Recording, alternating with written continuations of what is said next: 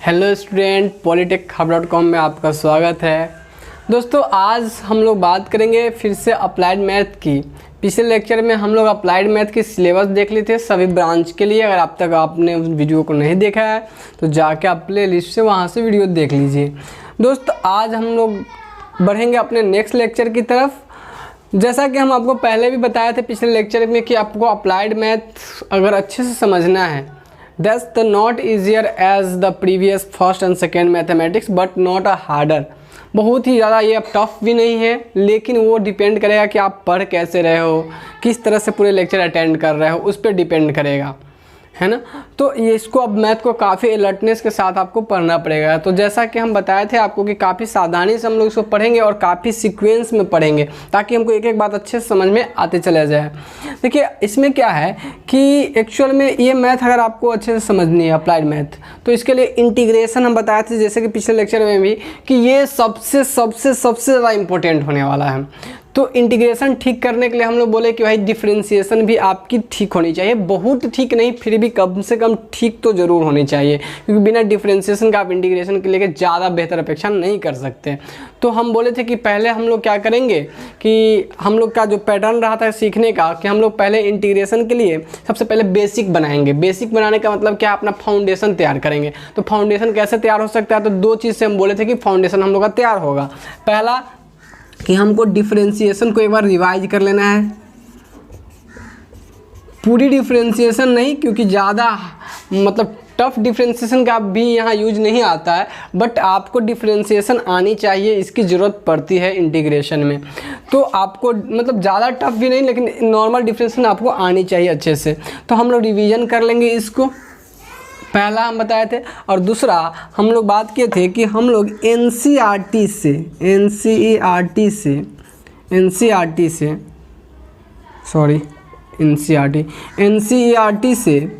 हम लोग क्या कर लेंगे दोस्त, हम लोग बोले थे कि पहले एनसीईआरटी से इंटीग्रेशन बनाएंगे। 12th के एनसीईआरटी आप लोग नाम सुने होइएगा, उससे इंटीग्रेशन बनाएंगे ताकि हम लोग का बेसिक बहुत ज़बरदस्त हो सके। बिना बेसिक ज़बरदस्त किए हुए आप जाइएगा तो यही होगा, एक सवाल तो जो बना हुआ रह गया, जो बन गया वो बन गया, अगला सवाल आएगा तो फिर आप अबाक सा रह जाओगे कहाँ से आ गया, कैसा आ गया, नहीं बनेंगे अपने से खुद से, है ना। तो इसमें आपको बहुत अधिक क्वेश्चन प्रैक्टिस करने की ज़रूरत है, क्योंकि सारे इसी पे बेस्ड है। तो हम सबसे पहले 12th एनसीईआरटी को पहले बनाएंगे पूरा, और आप हम पे इतना विश्वास रखो कि आपको मैथ में इतनी ज़बरदस्त लेक्चर आपको और कहीं नहीं मिलेंगी, चाहे पटना कहीं का भी लेक्चर हो, जो आपको दे रहे हैं इससे ज़बरदस्त लेक्चर आपको नहीं मिलेंगे, इसकी गारंटी हम दे रहे हैं। इसके पीछे लॉजिक दोस्त, अभी इससे पिछले सेशन में जो आप लोग को जो सीनियर होंगे उन लोग को जो पढ़ाए थे, उसमें आउट ऑफ 50 स्टूडेंट्स में लगभग 10+ स्टूडेंट 90+ स्कोर करके आए इस मैथमेटिक्स में। मेरे पास जितने थे उसमें से समझ सकते कि 50 में से out of 10 to 12 student 90+ result के मैथमेटिक्स में, और दो ने तो बस 97 और 98। तो ये एक अच्छे रिजल्ट होते हैं इसमें ऑलमोस्ट। और ये इसलिए, और ऐसा नहीं कि जो स्टूडेंट थे ऑलमोस्ट इसमें से 10th वाले स्टूडेंट थे। 10th मतलब जो बेसिक पढ़ के, 12th वाले भी स्टूडेंट थे लेकिन बहुत रेयर, लेकिन 10th वाले जो स्टूडेंट थे, मतलब 10th के स्टूडेंट को तो और भी कुछ पता नहीं चलते रहता है। तो उस केस में क्या होता है कि उसको एक सीक्वेंस में चाहिए होता है, और अगर कभी भी टीचर किसी भी फ्लो में पढ़ाने शुरू कर देते हैं तो जिससे उसको लगता रहता है कि हम कमज़ोर है या हम वीक है, ऐसा कुछ होता नहीं है। ये टीचर के बताने के सीक्वेंस पर भी डिपेंड करता है कि आपको कितना समझ में आएगा। अगर कोई टीचर आपको पैटर्न में पढ़ाएगा, एक मैनर में पढ़ाएगा जोड़ के कि देखिए पहले आपको ये सीखना है, तो पहले आपको ये जानना चाहिए, तब जाके वो आपको अच्छे से समझ में आएगा, तो आपको आराम से समझ में आएंगे। बट टीचर लोग का भी होता है, क्या है, बहुत टीचर की बात बोले, कुछ टीचर तो आपको ऐसे पढ़ाते भी हैं, लेकिन बहुत टीचर ऐसे भी करते हैं कि डायरेक्ट वहीं से शुरू हो जाते हैं कि चलो इंटीग्रेशन है वहाँ से शुरू कर लेते हैं, जिसके कारण आपको दिक्कत लगती है। तो हमें अपने वीकनेस को पहले दूर करनी है, इसके बाद हमको अपने टॉपिक को क्लियर करना है, तब जाके एक अच्छा स्ट्रेंथ आएगा। ये आप लोग भी सोच पा रहे हो कि पहले जो अपने वीकनेस है उसको मजबूत कर लिया जाए, फिर तो कितना अच्छे से मजे से समझ में आएगा। तो हमारी वीकनेस कहाँ रह जाती है इंटीग्रेशन में, और जो हमको पढ़ना है अप्लाइड मैथ में वो यहीं पे डिफरेंशिएशन में रह जाती है। और एनसीईआरटी से अगर आप नहीं किए रहते हो तो बहुत बुक से बनाने के बाद भी आपको कॉन्फिडेंशियल फील करोगे आप, तो कॉन्फिडेंस फील हो, इसलिए हम लोग पहले इससे ख़त्म कर लेंगे, इससे ख़त्म करेंगे। ऐसा नहीं कि इसी से पढ़ेंगे, इससे ये समझिए कि ये हम लोग का बेस रहेगा, ये हम लोग का बेस रहेगा। मतलब ये हम लोग अपने आप को ज़बरदस्त बनाने के लिए कर रहे हैं। एक तरह से हमारा इंटीग्रेशन ख़त्म भी हो जाएगा, लेकिन हम लोग इसमें अपना कुछ भी ये नहीं कहेंगे कि हम इंटीग्रेशन बना लिए, हम कहेंगे हम लोग अपना बेस तैयार कर लिए। ठीक है, अब फिर तब दूसरे बुक से फिर बनाएंगे, तब दूसरे बुक से बनाएंगे। तब आप फील करोगे कि लगेगा जैसे कि आप मास्टरमाइंड हो रहे हो, आप मतलब आप खुद बहुत कंफर्ट फील करोगे। और इसमें सबसे जो वीक से वीक बच्चा रहता है वो भी एक अच्छा रिजल्ट करने को देख लेता है। तो दोस्त चलिए, तो अभी हम लोग बात करेंगे आज जो हम लोग बात करेंगे वो बात करने वाले डिफरेंशिएशन पे।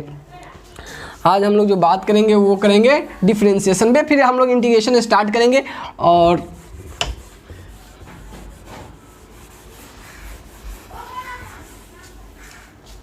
ठीक है, डिफरेंशिएशन की अगर हम बात करेंगे आज, क्योंकि हमको इंटीग्रेशन पढ़ने के लिए डिफरेंशिएशन की नीड होगी, तो हम लोग इसको थोड़ा सा सही कर ले। क्यों? क्योंकि इसमें आपको इससे क्वेश्चन डिफरेंशिएशन से नहीं आएंगे एग्जाम्सन में, फिक्स इससे क्वेश्चन नहीं आएंगे। लेकिन ये नहीं आएगा तो इंटीग्रेशन में बहुत दर्द होगा, इंटीग्रेशन सही से नहीं आएगा, तो हमको तो इसको ठीक करना चाहिए। तो देखिए, इसको अगर हमको ठीक करना डिफरेंशिएशन में, तो यहाँ हमें जैसे हम डिफरेंशिएशन से पहले जितना पढ़ना था वैसे नहीं पढ़ना है, उसका यूज ज़्यादा नहीं पढ़ना है, उस तरीके से उतना इन्हांस में यहाँ नहीं जाना है। बट यहाँ जितना जाना है तो हमें एटलीस्ट हमें सारे फार्मूला अच्छे से पता होना चाहिए, उस पर कुछ प्रैक्टिस होने चाहिए। तो इससे पहले आप लोग कुछ डन कर लिए, तो हम लोग ऐसे पढ़ेंगे जैसे कि अभी आपको पीछे से मान लें हम लेते हैं कि कुछ आपने पढ़ा नहीं है, इसमें भी वैसे भी डिस्टर्ब बहुत बच्चे रहे हैं, हम ऐसा मान के चले अगर आप पढ़े हैं तो वो आपके लिए बहुत ही बेनिफिशियल है, आपको बहुत ही अच्छा आपके लिए है। लेकिन अगर हम ऐसा मान के चलें आपके साथ कि अगर आपको अभी कुछ नहीं आ रहा है नॉर्मली, फिर आप इंटीग्रेशन के साथ कैसे जा सकते हैं? आप मान के चलें कि आपको सिर्फ कैलकुलेशन आ रही है, आपको आ रही है तो अच्छी बात है, बट हम मान के चल रहे हैं ऐसा कंसिडर इतना लोअर लेवल से चल रहा है कि आपको कहीं कोई दिक्कत नहीं आएगी। एक नॉर्मल बच्चा जो कभी पढ़ा कुछ भी नहीं मैथ में, उसका कैलकुलेशन ठीक है, वो भी अच्छे से समझ सके। दोस्त अब बात करते हैं डिफरेंशिएशन की। तो डिफरेंशिएशन एक एक्चुअल में हम आपको डिफरेंशिएशन के बारे में बताएं तो इसकी एक हिस्ट्री, डिफरेंशिएशन इंटीग्रेशन सब कैलकुलस का पार्ट होता है। किसका पार्ट होता है? कैलकुलस। मैथ का एक ब्रांच है कैलकुलस, जिसका नाम आप सुने होइएगा। इसी का पार्ट है आपको differentiation, derivative, integration, limits, infinite series, infinite series. दोस्त इसको नोट करने की अभी आपको ज़रूरत नहीं है, क्योंकि इसके लेके हम आपको प्रॉपर अलग से लेक्चर देंगे। इनफाइनाइट सीरीज, इसके बाद कंटिन्यूटी, ये जितने भी पार्ट है ये सारे आपको एक मैथमेटिक्स का एक ब्रांच बना दिया गया, जिस ब्रांच में कहते हैं कि इसको हम लोग कैलकुलस में पढ़ते हैं। अब ये कैलकुलस की जो हिस्ट्री है हम आपके लिए अलग से परोसेंगे, एक कहानी क्यों बनाया गया, कैसे है, क्या है, नहीं है, ये इंटीग्रेशन के लेके कैसे आया, कौन कौन इसमें जुड़े हुए थे, इसकी लेक्चर हम अलग से बना देंगे। क्योंकि इसकी लेक्चर में हमें लग रहा है कि थोड़ी सी हम आपकी प्रिपरेशन कर रहे हैं इस लेक्चर के लेके, एक ज़बरदस्त बनाने के लेके, तो थोड़ी सी टाइम लग सकती है। तो ये लेक्चर अलग से आपको ला देंगे, आप मज़े लेने के। इससे आपके एग्जाम्सन में कोई क्वेश्चन भी नहीं आएंगे, लेकिन आपको मज़ा आने के लिए ज़रूरी है वो लेक्चर देखना, ताकि आपको पढ़ाई में इंटरेस्ट जागे, पढ़ाई को आप मज़े इंजॉय करके पढ़ सको। तो इसके लिए ज़रूरी है कि आपके इसकी हिस्ट्री पता हो कि ये सब आया कैसे, कौन कौन से मैथमेटिशियन इसमें इन्वॉल्व थे, कौन कौन काम किए, कैसे उनके दिमाग में इंटीग्रेशन जैसा चीज़ सब आया, उसकी चीज़ आपको पता होना चाहिए। इसका यूज कहाँ कहाँ पे होता है वो आपको पता होना, तब जाकर आपको मज़ा आएगा मैथ में। और हमें इससे पहले भी जो भी मैथ पढ़ाए होंगे, हालांकि ये बात है कि अलग कि हम उनको कंप्लीट नहीं कर पाए, अब कुछ इशू रहा जो कि आपका एग्जाम्सन वाला भी मैटर रहा हो, आप लोगों को भली बात ही पता होगा कि कैंसिल हो सकता है कैंसिल हो सकता है वाला मैटर चल रहा था, जिसके कारण फाइनली कैंसिल ही हुआ। तो उसके कारण भी मतलब थोड़ा सा हम भी ये हो चुके थे, डिविएटेड हो गए कि मतलब होगा नहीं होगा, तो फिर इस टाइप से। तो लेकिन इसके बाद तो वहाँ भी आप देखो जो भी लेक्चर होगा उसमें आपको हिस्ट्री सारी चीज़ बहुत अच्छे से मिल जाएंगे।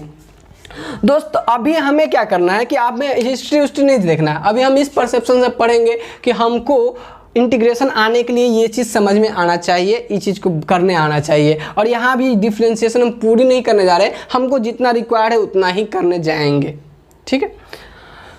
तो सबसे पहले हम लोग अब समझते हैं कि देखिए ये कैलकुलस का ही पार्ट है, और इसमें क्या करना होता है हम लोग को, इसका मतलब होता है डिफरेंशिएशन का।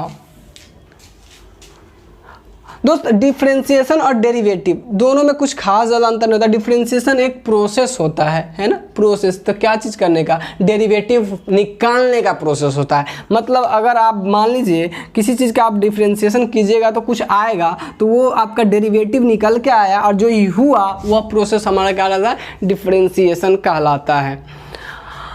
तो यहाँ से आपको चिंता करने की ज़रूरत नहीं है, उसकी हम आपको वो क्लियर कर दे रहे हैं। दोस्त करना क्या है कि डिफरेंशिएशन होता क्या है, जैसे देखिए कोई भी फंक्शन होता है, कोई भी फंक्शन, अभी हम लोग मैथमेटिक्स में जितने भी हैं सारे को एक फंक्शन के रूप में जोड़ के रख लिए हुए हैं। फंक्शन क्या होता है हम जानते हैं ऑलरेडी कि एक इंडिपेंडेंट और डिपेंडेंट क्वांटिटी के बीच एक तरह का एक रिलेशन होता है, स्पेशल टाइप ऑफ रिलेशन, जिसको हम लोग बोलते हैं function.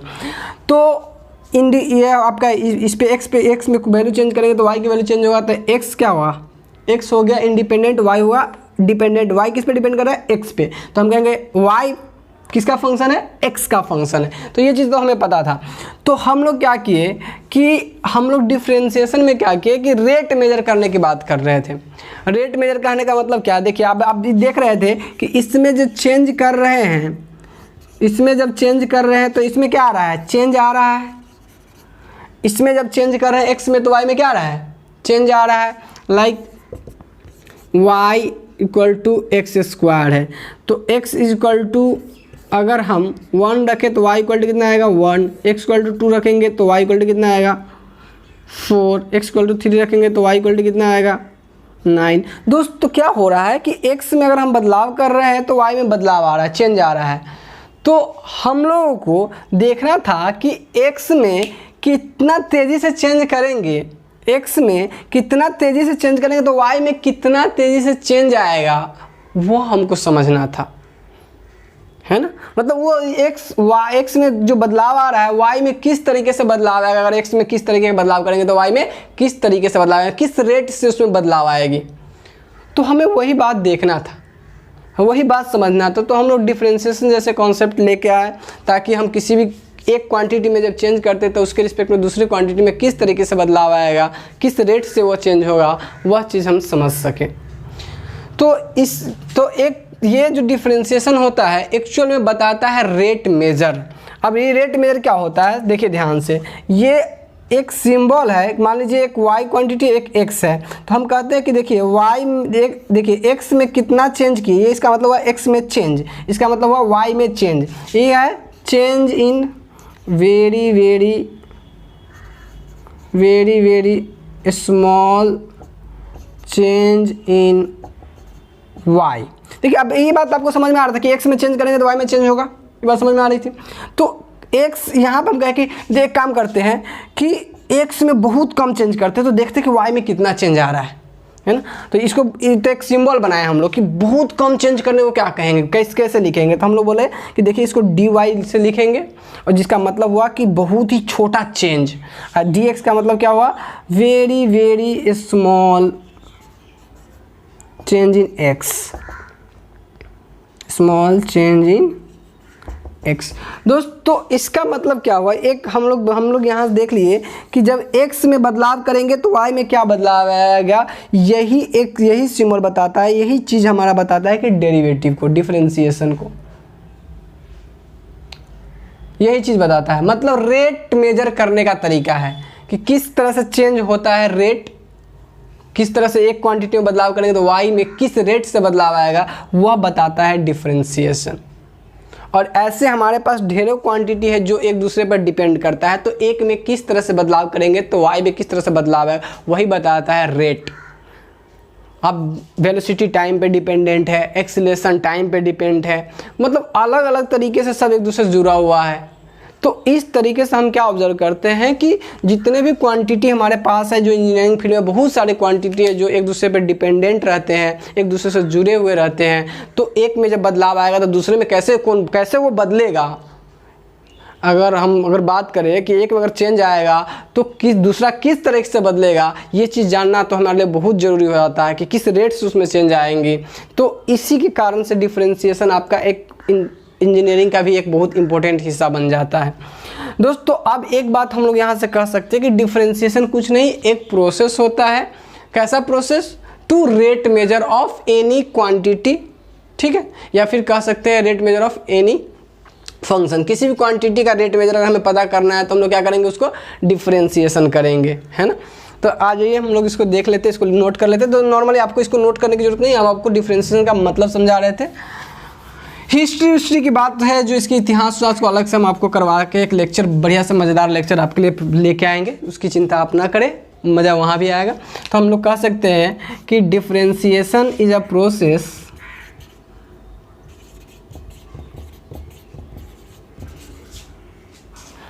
differentiation is a process to rate measure of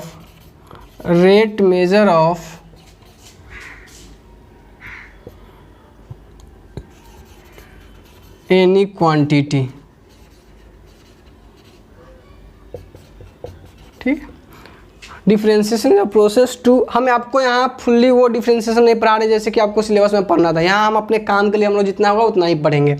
differentiation is a process to rate measure of any quantity, किसी भी क्वांटिटी का रेट मेजर करने के लिए काम करता है। नॉर्मली अगर हम बात करें, आपको पता है कि रेडियस के पर एरिया डिपेंड करेगा सर्कल का। जैसे जैसे रेडियस बढ़ाते जाएंगे क्या हो, एरिया बढ़ते जाएगा। तो हम अगर कहेंगे कि देखिए DA बट्टा DR बना रहे हैं, इसका मतलब रेडियस में कुछ चेंज करेंगे तो एरिया में कुछ चेंज आएगा। रेडियस में चेंज करेंगे तो एरिया में R1 R2, रेडियस बढ़ा के एरिया बढ़ गया। तो रेडियस में जब चेंज कर रहे हैं तो एरिया में चेंज आ रहा है ना। तो ये जो चीज़ है, इसी चीज़ को समझ, इसको बोलते हैं रेट मेजर, इसी को बोलते हैं रेट मेजर। किस रेट से बढ़ रहा है एरिया, नहीं, इसमें जैसे जैसे चेंज करेंगे तो वैसे वैसे एरिया बढ़ेगा। तो किस रेट से बदलाव आ रहा है, ये चीज़ हमको देखना है। तो उस चीज़ के लिए हमारे पास एक औजार है निकालने के लिए, ये किसी भी चीज़ के साथ हो सकता है, किसी भी फील्ड में हो सकता है। तो उस औजार का नाम हम लोग देते हैं डिफरेंशिएशन। तो कुछ नहीं कहेंगे, differentiation is a process to rate measure of any quantity. दोस्त अब बात करते हैं कि इसके लिए, डिफरेंशिएशन के लिए हम लोग क्या सिंबल यूज करने वाले हैं, ठीक है। मतलब डिफरेंशिएशन दिखाया कैसे जाता है, नॉर्मली जो हम लोग डेरिवेटिव को रिप्रेजेंट करेंगे, इफ y बराबर fx इज द फंक्शन, है ना, fx इज द फंक्शन। देखिए जितने भी हमारे पास इंडिपेंडेंट और डिपेंडेंट क्वांटिटी है, सबको हम लोग फंक्शन के रूप में लगभग रिप्रेजेंट कर लिए हुए हैं ना, बना लिए हुए हैं। तो मान लेते हैं कि y बराबर fx एक फंक्शन है। देन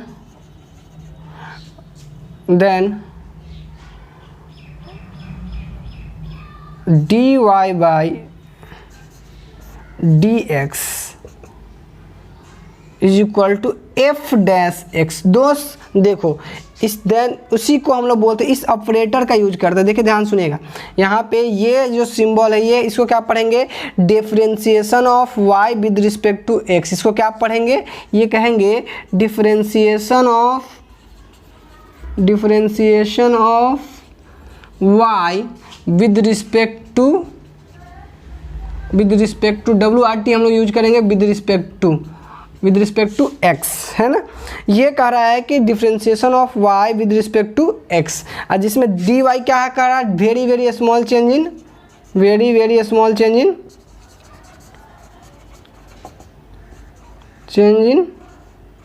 y, और dx क्या कह रहा है, वेरी स्मॉल चेंज इन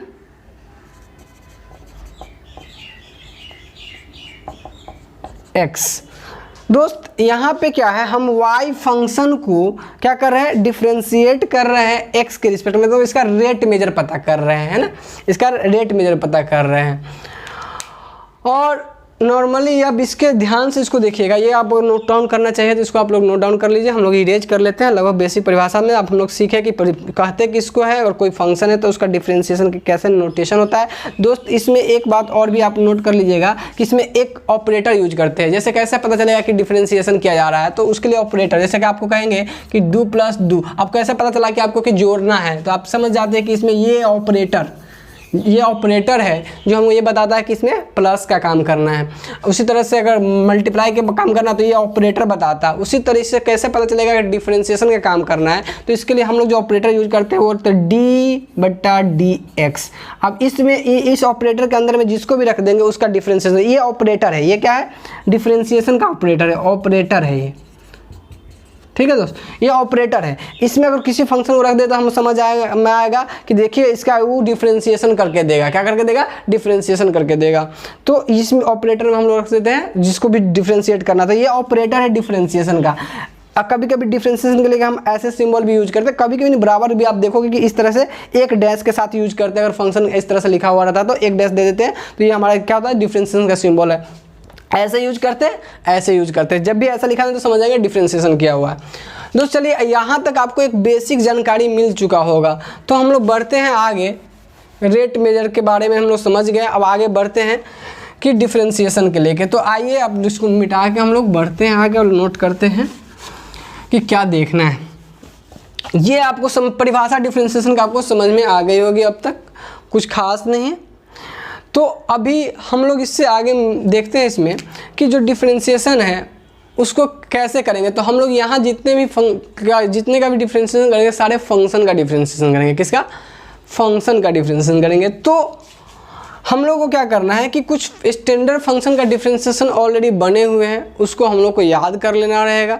और उसका प्रूफ कैसे होता है? ये लिमिट के माध्यम से होता है। तो हम पहले ही बोले कि हमें प्रूफ के लिए कभी नहीं जाना है, ये लिमिट के माध्यम से इसका प्रूफ किया था कि ये कैसा है। तत्काल हमें क्या चाहिए कि हमको इंटीग्रेशन पढ़ने के लिए तैयारी करना है अपना। तो हम क्या करेंगे, खाली बेसिक देख लेते हैं। तो कैसे फॉर्मूला क्या है फार्मूला कैसे आया उसकी डेरिवेशन होती है, लिमिट के माध्यम से हम लोग प्रूव करते हैं, है ना। लेकिन यहाँ पे हमें वो करने नहीं जाना है, फर्स्ट प्रिंसिपल से करते हैं तो वो हमें करने नहीं जाना है। हम सिर्फ क्या देखेंगे, जो हमें रिक्वायर्ड फार्मूला है उस पर कैसे हम लोग प्रॉब्लम सॉल्व करते हैं उसको। तो आइए हम लोग देखते हैं कुछ स्टैंडर्ड फार्मूला है डिफरेंशिएशन के लिए। स्टैंडर्ड फार्मूला फॉर डिफरेंशिएशन, कुछ स्टैंडर्ड फार्मूला है जिसको हम लोग देख लेते हैं डिफरेंशिएशन के लिए। वो हमारे काम के वो आप लोग को याद भी होनी चाहिए। नहीं याद है तो कोई बात नहीं, अब से याद कर लीजिएगा। सबसे पहली बात कि dy/dx, ठीक है। देखिए ध्यान से देखिएगा इस चीज़ को।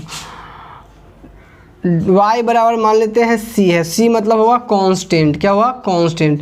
कांस्टेंट क्या मतलब क्या हुआ? वह चीज़ जो नहीं टाइम के साथ यहाँ पे नहीं बदले, वो फिक्स रहेगा। तो ये हमारा क्या हो गया? कांस्टेंट। अब मान लीजिए y बराबर मान लीजिए dy/dx करेंगे तो इसका मतलब क्या हुआ? d कांस्टेंट/dx।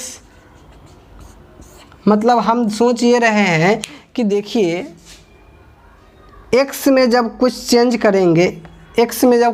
करेंगे तो कांस्टेंट में कितना बदलाव आएगा। तो दोस्त ध्यान से देखिएगा कि कांस्टेंट जब होता है तो उसमें चेंज मतलब होता शुरू में कितना था, बाद में कितना, बाद माइनस। चेंज का मतलब समझिए क्या होता है। चेंज का मतलब होता है फाइनल माइनस इनिशियल, अंतिम वाला माइनस शुरू वाला, फाइनल माइनस इनिशियल। तो देखिए कोई चीज़ कांस्टेंट रहेगा, मान लीजिए 4 था तो ई कांस्टेंट अगर रहेगा तो क्या होगा? शुरू में भी 4 ही रहे, बाद में भी 4 ही रहेगा, शुरू में भी 4 ही रहेगा। तो चेंज, इसका चेंज कितना आएगा? 0 आएगा। कांस्टेंट चीज़ का चेंज कितना आएगा? 0। और x से dx का जो चेंज है उससे डिवाइड करेंगे तो 0 ही आएगा। तो इसीलिए फाइनल जो कांस्टेंट का जो डिफरेंशिएशन आता है वो कैसा आता है? 0 के बराबर आता है। ठीक है।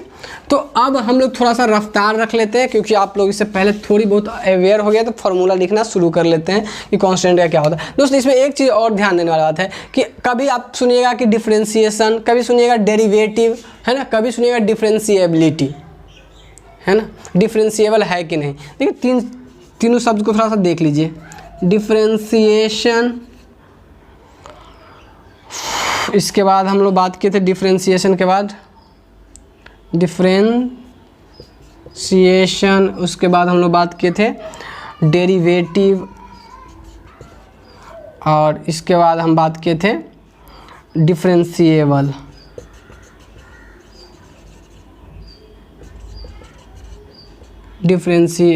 ABLE।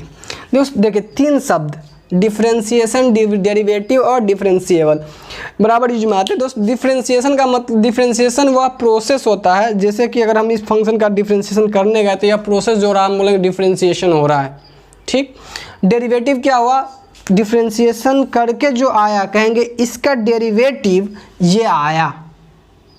ठीक। जो करके आया वो हमारा क्या होगा? ये डेरिवेटिव। तो find out derivative of this, कहता है find out derivative of this, इसका मतलब इसका डेरिवेटिव निकालेंगे, मतलब ये इसका डेरिवेटिव आया, ठीक। और डेरिवेटिव कैसा आया, डिफरेंशिएशन के प्रोसेस से डेरिवेटिव आया। अच्छा, डिफरेंशिएबल ये जो वर्ड है ये हमको चेक करने के लिए दिया जाता है, क्योंकि हम लोग यहाँ तो सीखे ही नहीं, ये आपको आपके सिलेबस में वैसे चेक करने के लिए दिया भी नहीं है। लेकिन एक्चुअल में क्या होता है कि ये फंक्शन का डिफरेंशिएशन हो सकता है कि नहीं हो सकता है, ये बात तो पहले हमें पता होना चाहिए। लेकिन जितने भी फंक्शन हमको दिया जाता है कि find the derivative of this या find the differentiation, calculate the differentiation, तो हमको अगर दिया जाता है इसका मतलब क्या होता है, इसका मतलब होता है उसका डिफरेंशिएशन पहले से उसको पता है, जो दे रहा है इसका होता है, अब फिर हमको दे रहा है कि करके दिखाइए। नहीं तो एक सब ये होता है कि पहले आप चेक कीजिए कि होगा कि नहीं, आप फिर दिखाइए, तो ज़्यादा टफ बनता, ज़्यादा अच्छा क्वेश्चन बनता। लेकिन वो चीज़ें हमें नहीं दिया गया है, हमें सिर्फ क्या करना रहता है कि find the derivative of this, इसका मतलब है उसका डिफरेंशिएशन हो सकता है, हमको डिफरेंशिएशन निकाल के देना है, हमको चेक नहीं करना है। तो ये वर्ड तब यूज में आएगा, डिफरेंशिएबल है कि नहीं या डिफरेंशिएबिलिटी है कि नहीं, वो तब आएगा जब आपको चेक करने के लिए दिया जाता कि यह check the function are differentiable और नॉट, मतलब आपको चेक करने के लिए जब यूज किया जाता तब, ठीक है। तो वो अभी हमारे काम का नहीं है, क्योंकि हमें जो फंक्शन दिया रहेगा सब डिफरेंशिएबल ही दिया रहता है, तो हमें सोचना भी नहीं कि ये डिफरेंशिएबल है कि नहीं है, क्योंकि बोल दे रहा है कि इसका डेरिवेटिव फाइंड करना मतलब डिफरेंशिएशन का हो सकता है, तभी हमको फाइंड करना है, ठीक है। तो यहाँ पे जो भी प्रॉब्लम के लिए हम देखेंगे, हम इसको ये वर्ड का तो यूज हमारे काम में नहीं आने वाला है, ये दोनों आ सकता है। तो ज़्यादातर हम यूज करेंगे find the derivative of this, है ना, तो मतलब जो निकल के आता है वो डेरिवेटिव होता है, और जो प्रोसेस होता है उसको डिफरेंशिएशन कहता है। अभी अपेक्षा करते हैं कि आपको तीनों वर्ड अच्छे से समझ में आ गया होगा, कन्फ्यूज नहीं होंगे इसमें। दोस्त चलो तो फॉर्मूला हम लोग नोट करते हैं। देखिए, तो कांस्टेंट का डिफरेंशिएशन 0 होता है, ठीक है। दूसरा, डी अब x के पावर n का डिफरेंशिएशन जो होता है, x पावर पीछे पावर में से 1 घटा लेना है। तीसरा, dx e के पावर x का डिफरेंशिएशन जो होता है वो होता है आपको e के पावर x। चौथा, अब देखिए दोस्त, यहाँ एक और भी नोट कर ही लीजिएगा, dx का डिफरेंशिएशन कितना होता है, 1 हो जाएगा। इसी फॉर्मूला से भी करेंगे तब 1 आ जाएगा। हम लोग प्रॉब्लम जब जैसे जैसे करते जाएंगे सीखते जाएंगे, ये भी नोट कर लीजिएगा। चौथा है आपका log ax का, log ax का डिफरेंशिएशन जो हो जाएगा वो हो जाएगा 1/x, ठीक है, log ए, ठीक है दोस्त। ऐसे में मान लीजिए कि यहाँ पे अगर यही चीज़ यहाँ पे log a के बदले e रहता, ठीक है, e एक एक्सपोनेंशियल होता है, e इसका नाम क्या है, एक्सपोनेंशियल, जो एक कांस्टेंट होता है जिसकी वैल्यू होता है 2.71 समथिंग के करीब में, है ना,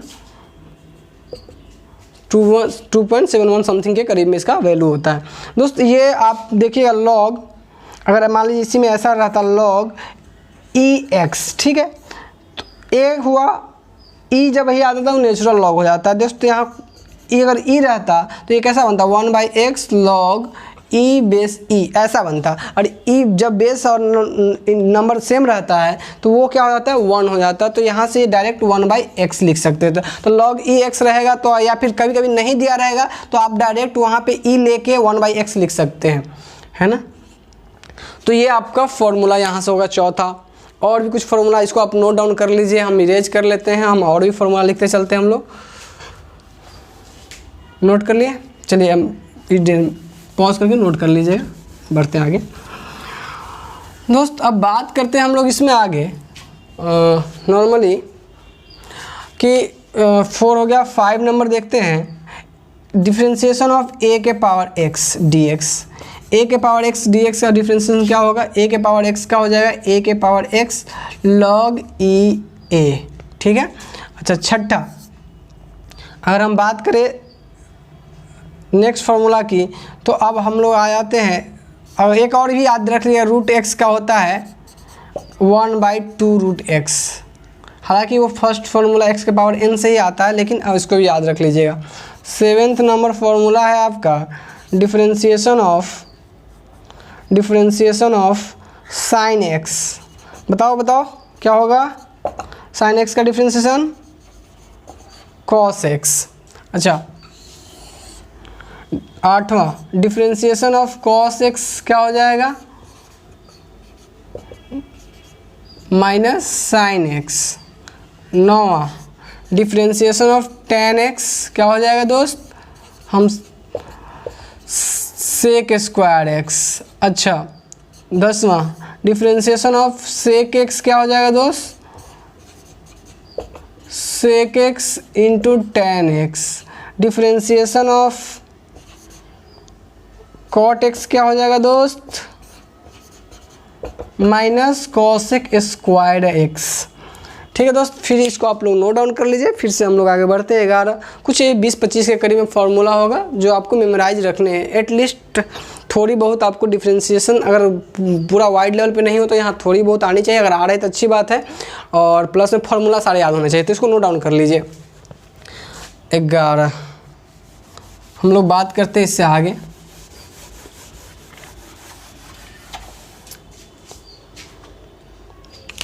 12 हम लोग डिफ्रेंशिएशन ऑफ कॉसेक एक्स। दोस्त ये हो जाएगा आपको minus of cosec X into cot X. ठीक है। 13 डिफ्रेंशिएशन, अब यहाँ तक ये ख़त्म हो गया ट्रिगोनोमेट्री वाला। अब हम बात आते हैं इन्वर्स ट्रिगोनोमेट्री के में। Sign inverse x D x हो जाता है 1/√1 minus x square. Next differentiation of cos inverse X D X, ये हो जाएगा आपका -1/√1 माइनस एक्स स्क्वायर। एक 15 number differentiation of sine cos हो गया tan inverse X D X, ये हो जाता है 1/1 प्लस एक्स स्क्वायर। पढ़ेंगे कैसे, differentiation of tan inverse X but with respect to X is 1/1 plus X square. दोस्त इसके अलावा 15-16 हम लोग और भी देख लेते हैं। 16 number formula differentiation of cot inverse X D X, ये आपका हो जाता है -1/1 plus X square. 17 differentiation of sec inverse X D X, ये हो जाता है 1/x√x स्क्वायर -1। ठीक है। 18 ये आपका हो जाएगा differentiation of cosec inverse x. दोस्त ये हो जाता है आपका -1/√x स्क्वायर -1। इसको भी आप लोग नोट डाउन कर लीजिए, फिर हम लोग फर्दर आगे बढ़ते हैं। इसको भी नोट डाउन कर लीजिए आप लोग। ठीक है दोस्त, आप लोग नोट कर लिए, इसको हम इरेज कर देते हैं, फिर बढ़ते हैं हम लोग आगे।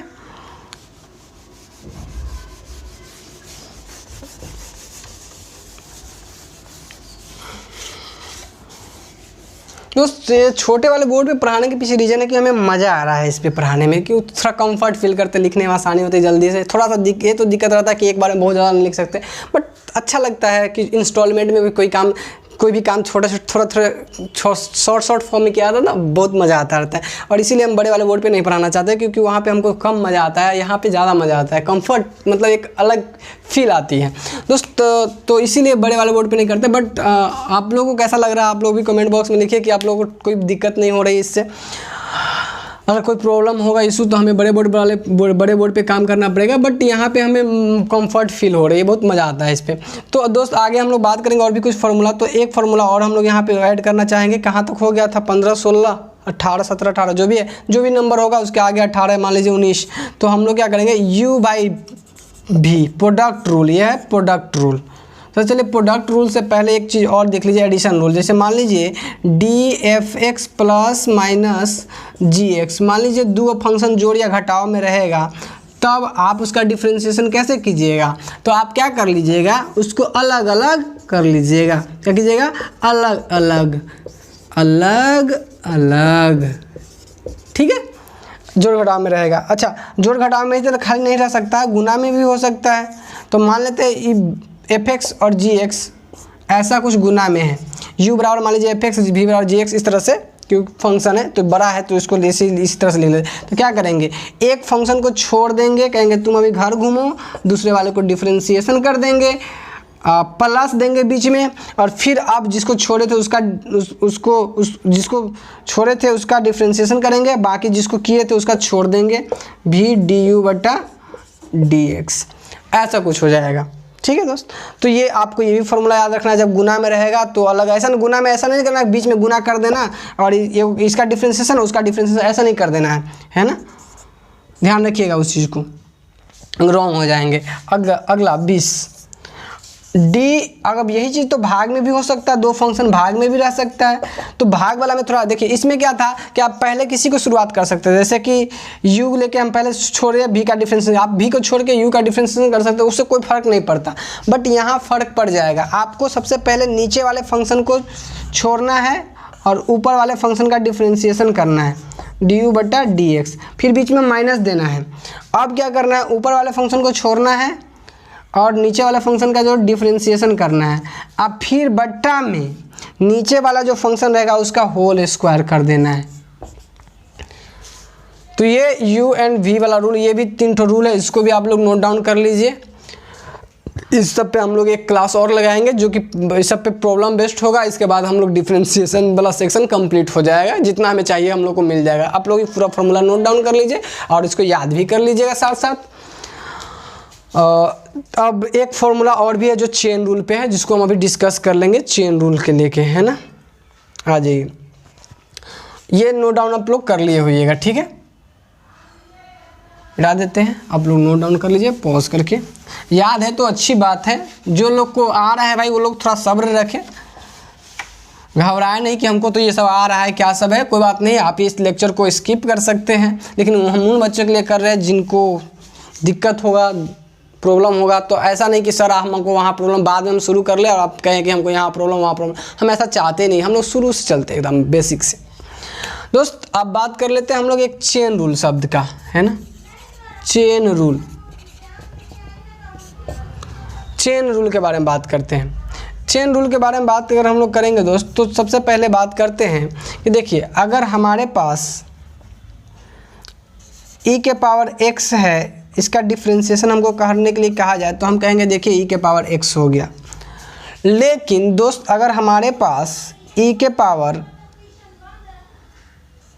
ax प्लस b अगर मिल जाए, या फिर मान लो e के पावर 2x मिल जाए, तो हम क्या कहेंगे, हम इसको e के पावर 2x नहीं लिख सकते डायरेक्ट। तो हम लोग क्या करते हैं, हम लोग को कैसे करना होता है, तो हम लोग कहते हैं कि देखिए हम लोग करना क्या होता है कि देखिए चेन रूल लगा लेते हैं। हम लोग चेन रूल अभी यहाँ पे वैसे नहीं पढ़ेंगे जैसे करते थे, क्योंकि हमको यहाँ डिफरेंशिएशन में वो पहले जो करते थे एकदम लाइन बाय लाइन, क्योंकि यहाँ सवाल हमको नहीं मिलने वाला, हम इसका यूज करेंगे। तो क्या करेंगे, देखिए हम आपको सिखा दीजिए, फॉर्मूला होता है वही फॉर्मूला यूज कर लेंगे। अब फिर से इसका जो डिफरेंशिएशन आता है वो करके, यानी d2x/dx है, ये करके इसका डिफरेंशिएशन करके इसे गुना कर देंगे। तो ये इसका डिफरेंशिएशन 2dxx कर जाएगा, हो जाएगा 2e के पावर 2x। ये कैसे कर दिए वो आपको भी हम जब फिर से अब सवाल शुरू से करवाएंगे तो आपको क्लियर होते चला जाएगा। तो कुछ नहीं करना पड़ेगा, इसको फिर से डिफरेंशिएशन करके 2 से मल्टीप्लाई कर दिए। इसी नियम को कहा जाता है चेन रूल। हालांकि इसको लिखने का जो तरीका होता है थोड़ा सा लेंदी, जैसे ऐसे y बराबर कहेगा e के पावर 2x का डिफरेंशिएशन कहता है, हम कहेंगे dy/dx बराबर डी के पावर 2x/dx। फिर इस पे हम लोग चेन रूल अप्लाई करेंगे, डी के पावर 2x/d2x और फिर d2x/dx। अब इसी को बोलते हैं चेन रूल। लेकिन चेन रूल इसी को हम लोग बोलते हैं, है ना। जैसे अगर हम इसी को स्टैंडर्ड फॉर्म में हम लोग बात करें तो देखिए यही चेन रूल है। अगर हम इसी को स्टैंडर्ड फॉर्म में बात करें हम लोग कि देखिए y बराबर है u, तो हम लोग क्या कहेंगे कि देखिए dy/dx बराबर हो जाएगा du/dx। अगर हम इसको चाहे तो हम इसको ऐसे लिख सकते हैं, किसी के रिस्पेक्ट में हम इसको ऐसे लिख सकते हैं, क्या देखिए तो du/dt और dt/dx। देखिए ध्यान से, कुछ नहीं, ये कट जाएगा, फिर फाइनली वही आ जाएगा du/dx आ जाएगा, वही चीज़ आ जाएगा फाइनली, है ना। तो अगर हम बात करें इसको ऐसे तो ये वही चीज़ है, du/dx ही आ जाएगा। तो आप ऐसे भी लिख सकते हो, दैट्स द चेन रूल। तो हमें यहाँ पर इस पर ध्यान अभी नहीं देना है चेन, इससे हमें बस सीधे शॉर्टकट से चलना है कि भाई देखो इसका ये जो होगा वो लिख लेंगे फार्मूला से और इसका डिफ्रेंशिएशन करके मल्टीप्लाई कर देंगे, ठीक है। इसमें याद रखना कि इसमें मल्टीप्लाई करना होता है। दोस्तों अभी आपको क्या करना है कि अभी जो फॉर्मूला आपको लिखा है उसको मेमोराइज कर लेना है अच्छे से, एक बार रिवाइज कर लेना है अच्छे से, और हम लोग नेक्स्ट लेक्चर करेंगे। फिर हम लोग का ऑलमोस्ट ये हाफ ऑफ आवर का एक और लेक्चर होगा, जिसको कंप्लीट करने के बाद हम लोग डिफ्रेंशिएशन वाला पूरा पोर्शन कंप्लीट हो जाएगा, क्योंकि हमें ज़्यादा कुछ करना नहीं है, हमको अपने इंटीग्रेशन के लिए तैयारी करना है, तो हमारा वो कंप्लीट हो जाएगा। तो एक लेक्चर और देंगे हम डिफ्रेंशिएशन पे, जिससे हमारा डिफ्रेंशिएशन वाला काम कंप्लीट हो जाएगा। फिर फर्दर हम लोग आगे इंटीग्रेशन पे शिफ्ट हो जाएंगे, ठीक है। तो अभी जिन लोगों को आ रहा है वो लोग थोड़ा सब्र रखें, जिन लोगों को नहीं आ रहा है वो लोग सीख ले, और फिर हम लोग मिलके एक अच्छे स्कोर के लिए काम करेंगे। और आप लोग जितने भी अपने साथी हैं उस सबको शेयर कर दो, ताकि सारे लोग को फ़ायदा ये मिल सके। तो हम लोग मिलते हैं नेक्स्ट लेक्चर में आपसे इस डिफ्रेंशिएशन के प्रॉब्लम के साथ। आज के लिए बस इतना ही। थैंक्स।